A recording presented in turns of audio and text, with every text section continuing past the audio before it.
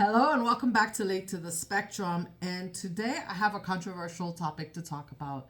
Something I have not really discussed. And by the way, that painting back there was created by my son. Yes. My son is a level 1 autistic child. And, I've never, he had a best friend in elementary school who had a brother who was a level 3 autistic child. And back then, of course, we didn't know that my son was autistic. We didn't find out until late, right? Thus the name of this channel, Late to the Spectrum, because I don't know. Sometimes I have to wonder if whether or not I'm somewhat on the spectrum myself. I don't know. I haven't been tested, and I'm not making any claims. I've done pretty much okay through life.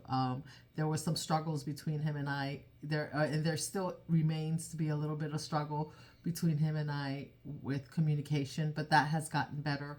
We do a little bit of texting, more texting than not, and it's really interesting. There have been some controversies around cures for autism, and I was going through an autism site where parents can talk and discuss things anonymously. And one of the questions the parent, listen guys, I forgot my thing. I'm sorry. All right. I think that's going to be better. You're going to be able to hear me a little bit better. I apologize for that. I forgot to plug in my microphone. One of the questions a parent asks, she's a parent of an autistic child. She says, if there was a cure for your child's child's autism, would you give it to them, knowing that they might not be the same? Yes, in defense of parents who take the untrodden road. All right, so that's her question. And then she starts off and she writes this long thread for the discussion. And I'm going to read it to you because I think it's important to understand. And, being the parent of a level 1 autistic child, my views were a little bit different before I went through this, and they were only my views because I don't know. I didn't ask my son what he thinks about this, if he would take a cure, there was a cure. I never considered autism to be something to be cured. I do think when you're high functioning, I think all autistic kids have a gift. But at some point, it's very detrimental and it's very hard on the parents, right? And even having a level 1 autistic child, it's been hard reconciling the fact that emotionally he's very sensitive. So it's not that he's not sensitive, but he's not always responsive to my sensitivity. So, and there goes like the issue with dealing with the social cues, right? Like that's a problem for autistic kids, but that can be hard on the parent because when you're expecting an emotional type response and you don't get it and it's just flat or very methodical, it can feel disheartening, but once you understand where that child is coming from and you're just allowing them to be themselves, then you learn to cope. But when does it get to the point where coping is very, very even harder than that, right? So anyway, I'm going to read this because, I started reading it and I'm like, I better turn on this camera. I'll be in tears by the time we get through, right? Because we don't understand, from one child, they call it a spectrum because if from one child to another, the symptoms are different. What to expect is different, right? So she goes on to say, I know autism isn't something to be cured. This is a rant about a highly controversial topic that has been discussed before, spurred by some recent and older engagements present here related to parents who, for some, are taking unnecessary risks by choosing treatments for their children that might not be studied or are poorly studied. This is a topic for which I'm sure I'm going to get downvoted, a topic for which many pro or con arguments have been made. Nevertheless, I feel the question or the answers miss the true scope of the issue at hand. First, let's get something straight. I loved my child from even before I laid my eyes on him and I got the chance to hold him in my arms. I loved my child since he was just a rumor growing in his motherly belly. I love him now and will love him in the future, no matter how autistic or normal he gets to be. I will love him until I take my last breath. Nothing will ever change that. I chose to bring him into this world, and if the world ever decides to hold something against him, oh my gosh, I'm going to cry. I hope they hold it against me instead. And I'm sure that every parent feels the same way about their own child. You know, I always tell my kids, I love you forever. I love you for always, as long as you're living. My babe, as long as I'm living, my baby you'll be. And that came from a book that I used to read them when they were a kid. And I can't believe she made me cry. Wow. Okay, she goes on to say, however, it isn't his autism, his quirks, and his demeanor that keeps me up at night. It is the thought that someday I will die, his mother will die, and he will be left alone or at the mercy of others.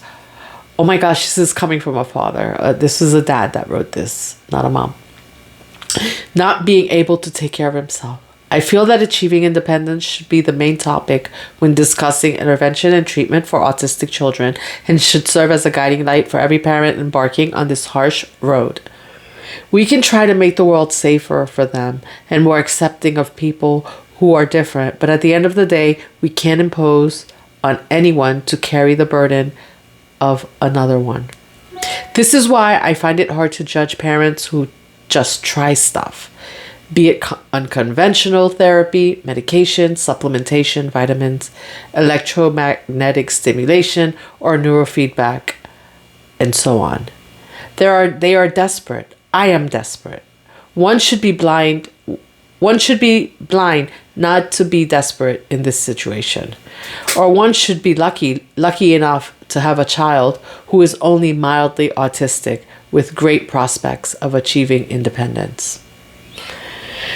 Lucky to have neurotypical siblings who might take care of them after the parents are gone, or to have great financial resources to ensure their future. There are levels to each one's personal hell. But it doesn't follow the science. Some say yeah, because science takes years or decades to reach a conclusion. And many times you don't get a clear answer, only a probability that X might do Y. And so a perpetual state of limbo.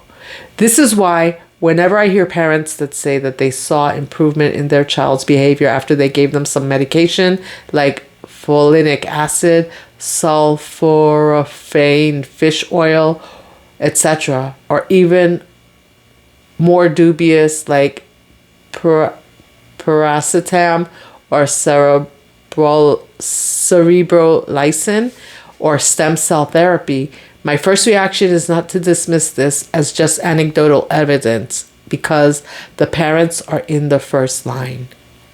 They know their child. They see them every day. Of course, what works for one child might not work for another, but this is true even of scientifically proven methods and treatments, isn't it? If you look closely at the things one parent is willing to try for their child that are considered dubious or unscientific, you will find that it is it is a ratio that almost always correlates perfectly to the level of affectation their child has. I'm sorry. You will find that this is a ratio that almost always correlates perfectly to the level of affectation their child has. I'm having trouble with that word. So what I'm trying to say is maybe we should be all kinder to each other, the people joined by this journey through autism. Wow.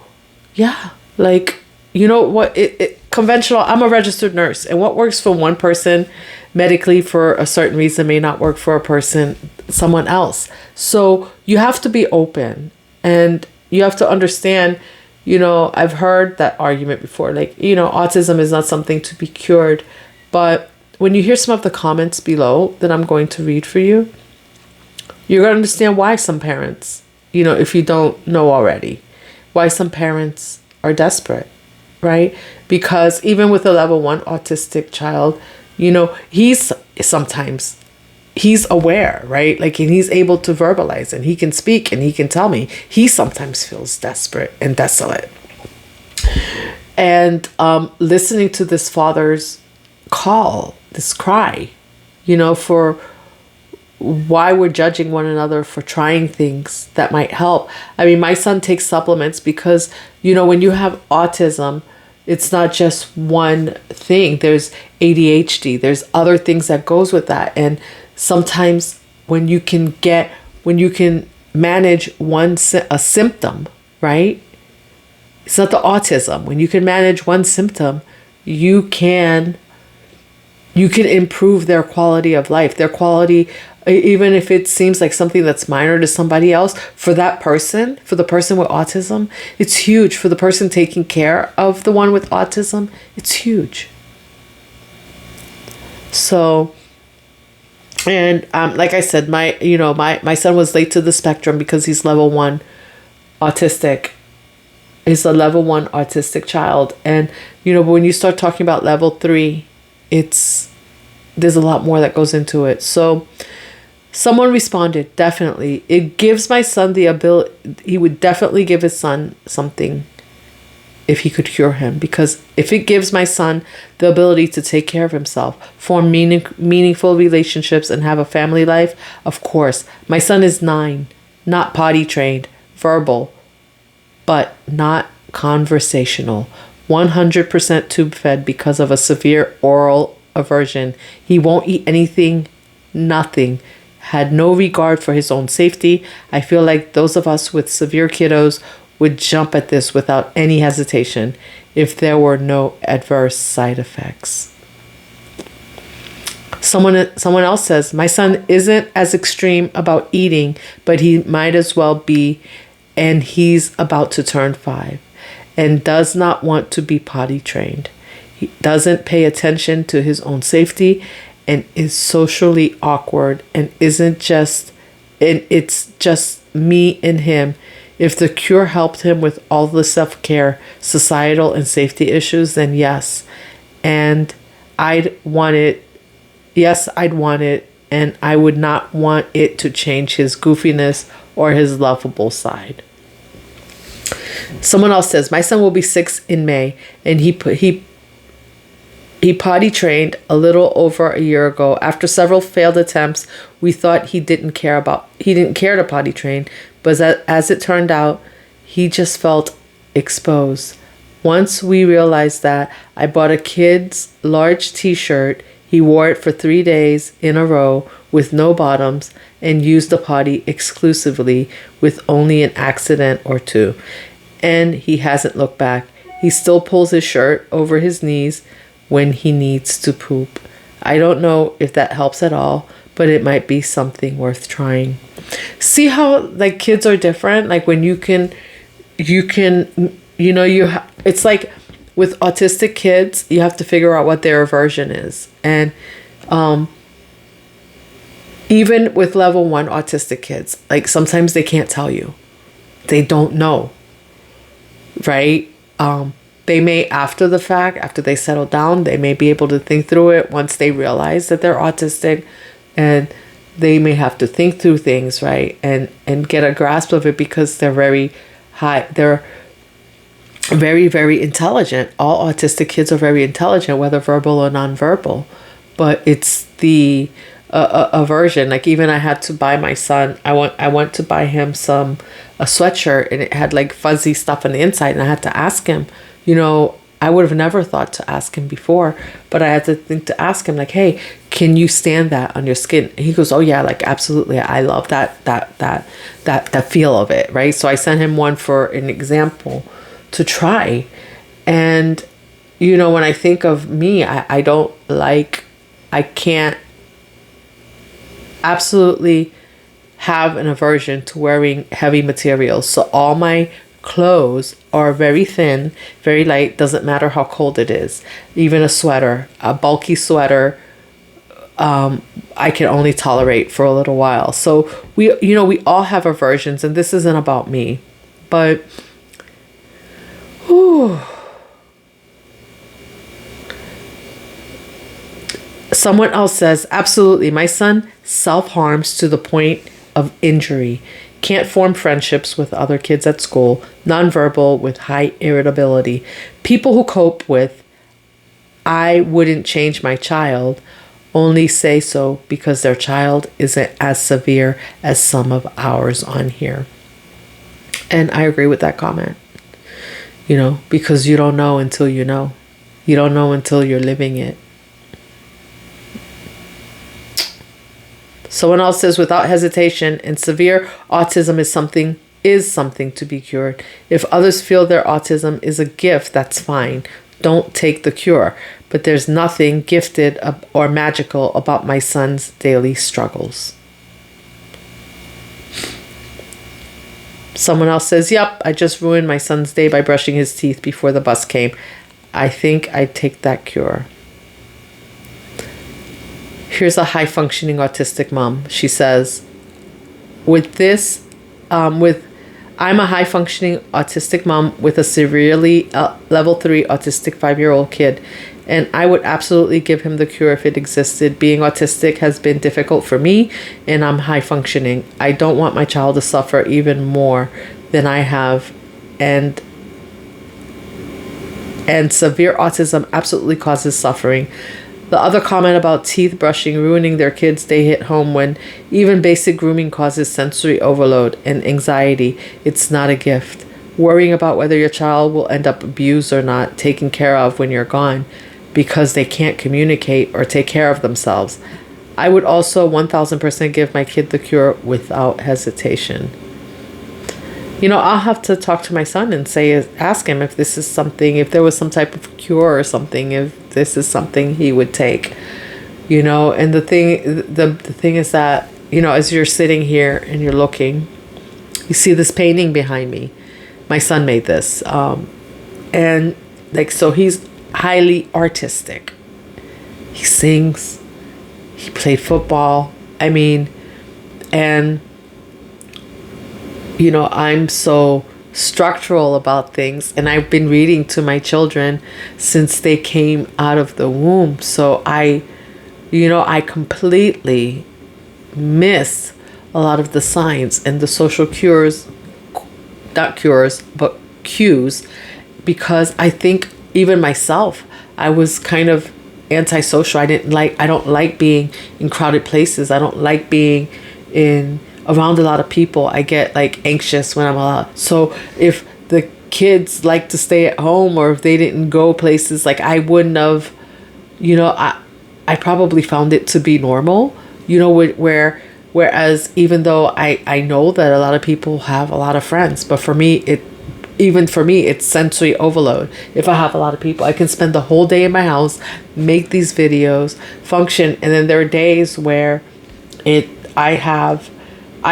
are days where it takes me longer. Like if I have tasks to do, I literally put them on a list, and it might be 3 or 4 things, but it might take me 2 weeks to get it done, because I have to keep going back to it. And sometimes there's just an aversion to doing that task.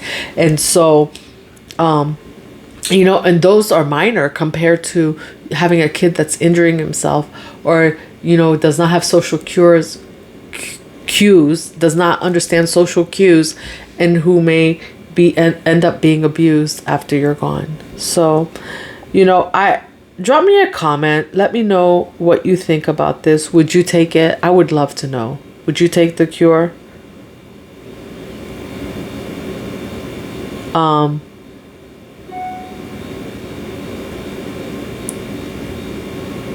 Someone just one last comment. Someone wrote, "Yes, 100%. I would take the cure. No questions asked. I understand that the autism doesn't need cured. It only needs acceptance argument. However, we do not have acceptance. We barely have funded services for our kids, and we certainly do not have a society that appreciates our kids. The pearl clutching from low support needs folks grinds my gears whenever this kind of discussion happens." Yeah, so we can't judge because we don't know. And can you imagine, like, for a level 3 autistic child, they barely have support. When they get, as we found out, I found out how terrible it is, because my son, who's level 1, right, didn't have any support, like through his 30s, right? And then when we started looking for support and therapy, it was impossible. And many of the support that's available for L3, level 3 autistic children, is, if they're able to get it, like, it goes away. Like, after they become teenagers, then what? And we can't, they process things differently. And yes, there needs to be acceptance, but is there, like this mom says, or this dad says, is there acceptance? There's barely acceptance. So anyway, drop me a comment down below. Let me know what you think. Let me know what you've tried, if you've tried anything. Let me know what's worked. Let me know what your situation is. And, I'm looking for feedback because I'm always looking for ways to give my son support. And I'm always looking to understand what's happening, because I know it's like, he's level 3, but my son is level 1, but it's a spectrum, right? So even though he's level 1, he's not the same he might be different than other kids that are level 1. Because depending on where he falls on that line of the spectrum. So we need to be more sensitive to what everybody's going through, because what he's going through is a lot different than what somebody who has a child that's level 3 is going through. Okay, so my heart goes out to you. Thank you for joining me today. I appreciate you stopping by, watching. I hope you drop me a comment and let me know what you think about this, what you would do if it somehow became available, and why, and share your stories with me. I would love to hear it. Thank you for joining me and on Late to the Spectrum, and I will see you in the next video. You stay blessed.